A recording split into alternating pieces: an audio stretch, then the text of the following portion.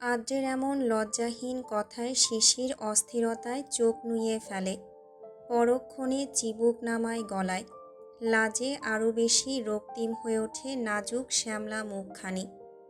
ঠোঁটের কোণে ভিড় জমায় অপ্রস্তুত উৎকণ্ঠিত হাসি। প্রফেসর লোকটা ওর এমন নাকাল অবস্থা খুব কাছ থেকে খুঁটিয়ে লক্ষ্য করে। কপালের কাছে কপাল ঠেকিয়ে ফিসফিস করে, কবে আদব শিখবে বেয়াদব? স্বামীকে কষ্ট দিতে নেই জানো না? কোথায় পাবে এমন স্বামী যে এতটা ধৈর্যশীল হবে তোমার সম্মতির অপেক্ষায়? ক্লান্ত হয়ে যাচ্ছি যে বড্ড। কবে ঘটবে ক্লান্তির অবসান? কবে বাসবে ভালো? অধৈর্যতা কণ্ঠে। শিশিরের কান গরম হয়ে আসে, ঘাম গড়ায় শিরদাঁড়া বেয়ে। ছিপছিপে নারীতনু কাঁপে। আদ্রেরও অভিন্ন অবস্থা। কপালের ধারে জমেছে বিন্দু বিন্দু ঘাম। শিরা উপশিরাগুলো ফেঁপে উঠেছে অবাধ্য নিয়ন্ত্রণে। ঢোক গেলে শিশির ধীরে চোখ তোলে, বলে নিভে আসার স্বরে, খুব শীঘ্রই। চট করে চোখ খুলল আদ্র। আবছা বুঝেছে। ফট করে প্রশ্ন ছুড়ল ছোট্ট, হুম? শিশির মুখ নামিয়ে লাজুক হাসল। কিছু না, শাড়ি ঠিক করতে হবে। সরুন। ঠিক করে কি হবে? আমার তো এলোমেলো করতে ইচ্ছে করছে আরও বেশি। আদ্রের ঠোঁটে চাপা স্বর। শিশির চোখ তুলে তাকালো। ওষ্ঠপুটে দাঁত বসিয়ে হাসছে লোকটা। তার বুকে ধাক্কা দিয়ে আওড়ালো শ্যামালিনী। অসভ্য। একটু অসভ্যই না হয় হলাম, ক্ষতি কি? বউ হও তো। তোমার কাছে অসভ্যতা করাটা হলফ করে অর্জন করেছি মিসেস আদ্রিয়ান। জায়েজ আছে এটা, না জায়েজ নয়। এবার তো একটু ভালোবাসো, বাসতে দাও আমাকেও। শিশির আড়ষ্টতায় নুয়ে পড়ে পুরোপুরি। চোখ মুখ নামিয়ে এক করে। লোকটাকে ঠেলে দূরে সরায়। জড়িয়ে আসা ভেজা স্বরে বলে, ভার্সিটিতে আপনি আমার টিচার, মিস্টার আদ্রিয়ান কাবির আদ্র। ভুলে যাবেন না এটা। আচ্ছা, তাহলে তুমি কেন ভুলে যাও যে বাড়িতে তুমি আমার বউ? ভুলে তো যাই না, মনেও তো রাখো না। এ কেমন অবিচার? সুবিচার কি? বোঝাতে হবে? একটুখানি ভালোবাসলে তাতেই হবে। অবিচার ঠেকিয়ে এই বিরাট সুবিচার দিয়ে উদ্ধার করো আমায়। সাফার মেঘা বসে আছে এক কোণে। এতক্ষণ কান ঝালাপালা করে দিয়েছে বাড়তি সব মেয়েগুলো। সবার আগ্রহ আদ্র আর শিশিরকে নিয়ে। এক প্রশ্ন, শিশির সত্যি কি আদ্রের বউ? কবে বিয়ে হয়েছে? কিভাবে? উত্তর করতে করতে চোয়ালে ব্যথা ধরেছে। শেষে কড়া দুইখানি কথা শুনিয়ে বাকিদের বিদায় করেছে সাফা। ফারিন বেশ কাঁচুমাচু। সে একটা প্রশ্নও করেনি। ওর হয়ে বাকিরাই প্রশ্ন করেছে। ও কেবলই একপাশে চুপটি করে দাঁড়িয়ে উত্তর শুনে গেছে। ফাঁকা হতেই চেয়ারে পিঠ এলিয়ে দম ফেলল সাফা। মেঘার মন অন্যথায়। ইয়াসের খোঁজ নেই এখনো। বেজায় টেনশনে ধরেছে একবিংশিকে। শুকিয়ে ছোট হয়ে গেছে মুখখানা। ক্ষণিকের মধ্যেই পাশে কারোর উপস্থিতি অনুভব করল। বেখেয়ালে ঘাড় কাত করে ইয়াসকে দেখা মাত্রই ধক করে উঠল একবিংশী। দাঁড়িয়ে গেল চকিতে। ভেতরে ঢুকল কি করে ইয়াস? আসলই বা কখন? ভাইয়া, তুমি? অস্ফুট স্বর জবানে। ইয়াসের ভঙ্গিমা বরাবরের ন্যায় দাম্ভিক, বোঝা মুশকিল। সে সোজাসুজি মেঘার হাত ধরল, বলল শক্ত কণ্ঠে, চল। মেঘা তাড়াহুড়ো করে শুধায়, ভাইয়া, কোথায় ছিলে কাল থেকে? তুমি জানো কতবার ফোন করেছি তোমায়? বন্ধ ছিল তোমার ফোন। কেন? আগে চল, পরে বলবো। মেঘার হাত ধরে বাইরের দিকে পা বাড়ায় সে। সাফা ভ্যাবাচ্যাকা খায়। উঠে দাঁড়িয়ে তড়িঘড়ি পায়ে নিজেও পা মেলায়। আরে, কোথায় যাচ্ছেন মেঘাকে নিয়ে? ইভেন্ট শেষ হয়নি এখনো। উত্তর নেই, আর না পরোয়া। ওকে ফেলে রেখে নিজের বোনকে নিয়ে চলে যাচ্ছে এই লোক। সাফা কিরমির করে পিছু নেয়। মেঘাকে গাড়িতে বসায় ইয়াশ, নিজে বসে ড্রাইভিং সিটে। সাফা জানালার পাশে দাঁড়িয়ে তড়িঘড়ি করে বাগড়া দিয়ে বলে, আরে শুনুন না, কোথায় যাচ্ছেন? আমাকে ফেলে যাচ্ছেন কেন? এখানে একলা কি করব আমি? আমিও যাব। উত্তরের আশা না করে নিজে থেকেই উঠে বসলো পেছনে। ইয়াশ বিভ্রান্ত হয়, রেগেমেগে আগুন হয়ে তাকায় ফ্রন্ট মিররের দিকে। সাফা বাচালের মতো আগ বাড়িয়ে আবার বলে, আচ্ছা যাচ্ছেনটা কোথায় সেটা তো বলুন। ইয়াশ দাঁত খিঁচল, ধমকালো বজ্র কণ্ঠে, শাট আপ। চুপসে যায় সাফা। মেঘা অবাক হয়। ইয়াশ রেগে আছে, আজ পর্যন্ত ওর রাগ দেখেনি সে। সাফা গুটিয়ে গিয়ে মেঘার সিটের দিকে চেপে বসে, গাল ফুলিয়ে কণ্ঠ চিপে বলে, দেখেছিস, বলেছিলাম না। উনি ধমকেছেন আমায়, বিশ্বাস করিসনি তখন, এখন হলো বিশ্বাস। দেখ কি বদরাগী ভাই তোর। ইয়াশের কানে পৌঁছাতেই ইয়াশ ভস্ম করা চোখে তাকায়, যেন চোখের আগুনে ঝলসে দেবে। ওর এমন রাগী দৃষ্টিতে গলা শুকিয়ে আসে সাফার। ফ্যাল ফ্যাল করে হেসে নিজেকে শুধরে আমতা আমতা করে, না না, আপনাকে কিছু বলিনি। আপনি খুব ভালো, সেটাই বলছিলাম। বদরাগী না, ঠান্ডা রাগী আপনি। রাগ সামলে গাড়ি স্টার্ট করতে করতে বিপরীতে হিসিয়ে উঠল ইয়াশ, টকেটিভ লেডি। গাড়ি কার ভাইয়া? আমার। ইয়াশ গাড়ি কিনেছে। মেঘা বাকি প্রশ্ন করার অধ্যত্ততা দেখালো না আর।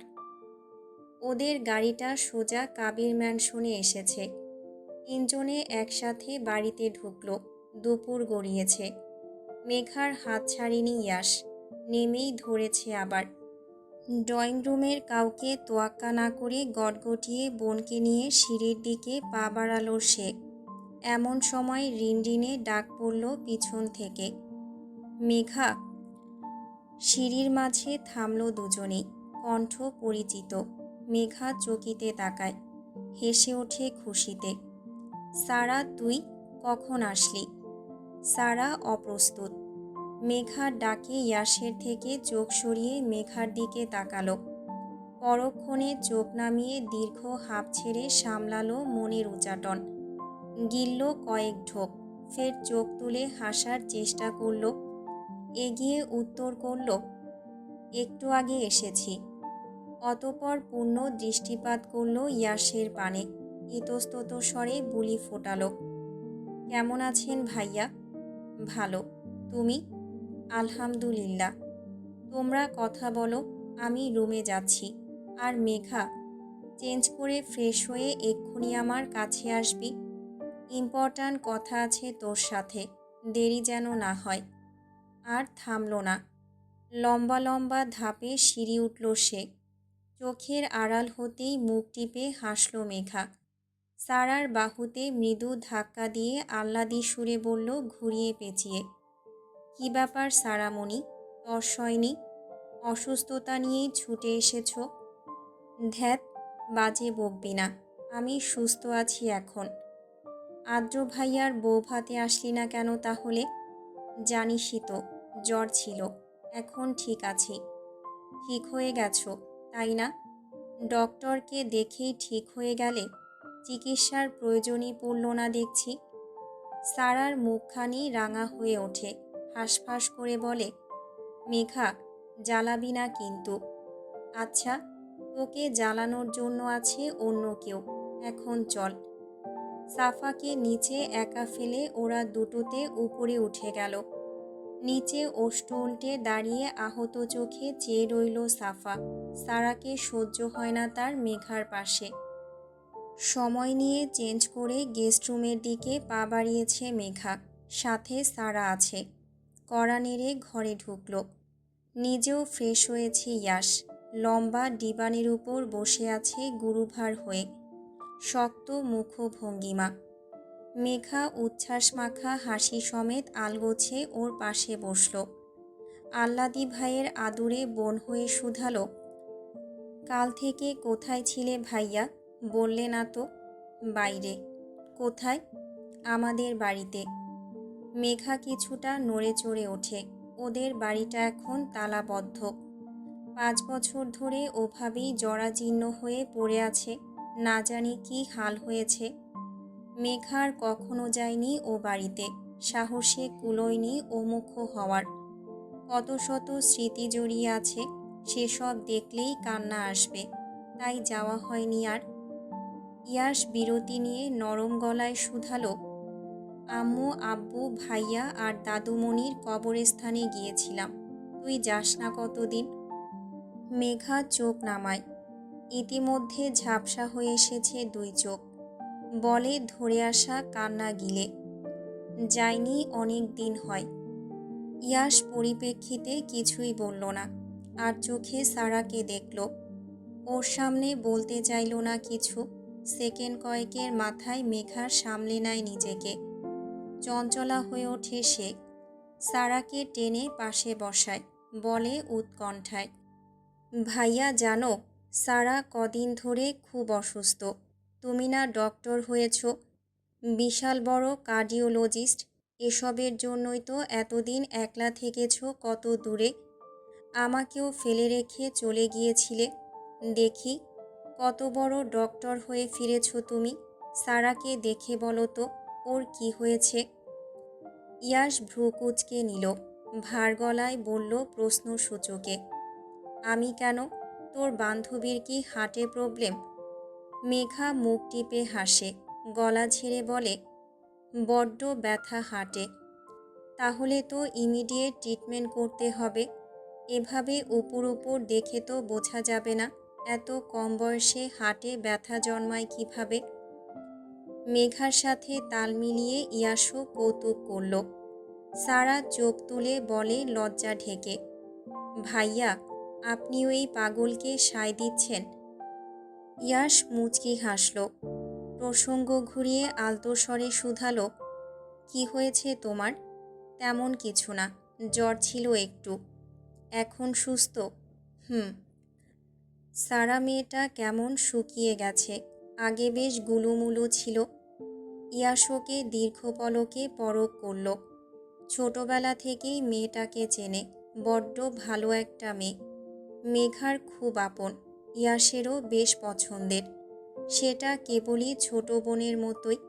ইয়াশ উঠে দাঁড়ালো। টেবিলের পাশে লাগেজ রাখা, সেখান থেকে কিছু একটা বের করে নিয়ে আসলো। একটা মাঝারি আকারের গিফট বক্স বোধহয়। পুনরায় নিজের জায়গায় বসে মিষ্টি হেসে বক্সটা বাড়িয়ে দিল সারার দিকে। এটা তোমার জন্য নিয়ে এসেছিলাম। সারা অবাক হতে ভোলে না। একরাশ অবিশ্বাস নিয়ে তাকায়। মেঘা গদগদ হয়ে ওঠে। ছো মেরে বক্সটা ছিনিয়ে নিয়ে বলে, সত্যি ভাইয়া? সারার জন্য? কি আছে এতে? খুলে দেখ। মেঘা অধৈর্য হয়ে খুলে দেখে। একটা ঘড়ি আছে মূল্যবান, বেশ চকচকে স্বচ্ছ ডিজাইনের। দামি বলে মনে হয়। সারা অবাক বিমূঢ় লোচনে চেয়ে আছে এখনো। মেঘা উল্টে পাল্টে দেখে বেশ মাতামাতি করল। ঘড়িটা ইয়াশের হাতে দিয়ে সারার হাত টেনে বাড়িয়ে ধরল। বলল বিচলিত হয়ে, পরিয়ে দাও তুমি। ইয়াশ আখিলতা কুঁচকায়, বিব্রত স্বরে বলে, আমি কেন? ওকে দে, ও পরে নেবে। কিন্তু এটা পরে কিভাবে? দেখো, ইউনিক মডেল, খুলতে পারছি না। তুমি একবার শিখিয়ে দাও। ইয়াশ দেখল নতুন মডেলের এটা, না করল না দ্বিতীয়বার। আগ বাড়িয়ে সারার কবজি টেনে নিজের দিকে নিল। আকস্মিক স্পর্শে চমকালো নমনীয় রমণী। ধক করে উঠল ছোট্ট নারী হৃদয়। মৃদু কেঁপে উঠল সে।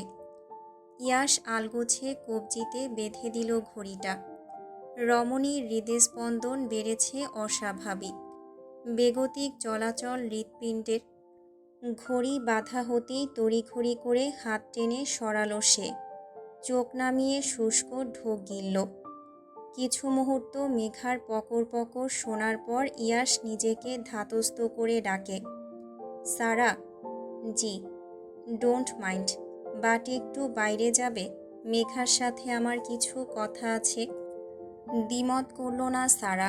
উঠে দাঁড়িয়ে অবিলম্বে ঘর ছাড়ল। ইয়াশ গম্ভীর মুখে শটান বসে আছে।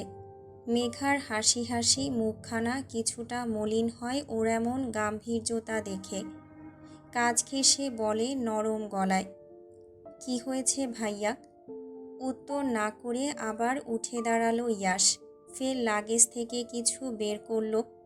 এক হাতে সাদা খাম, অন্য হাতে আরও কিছু একটা।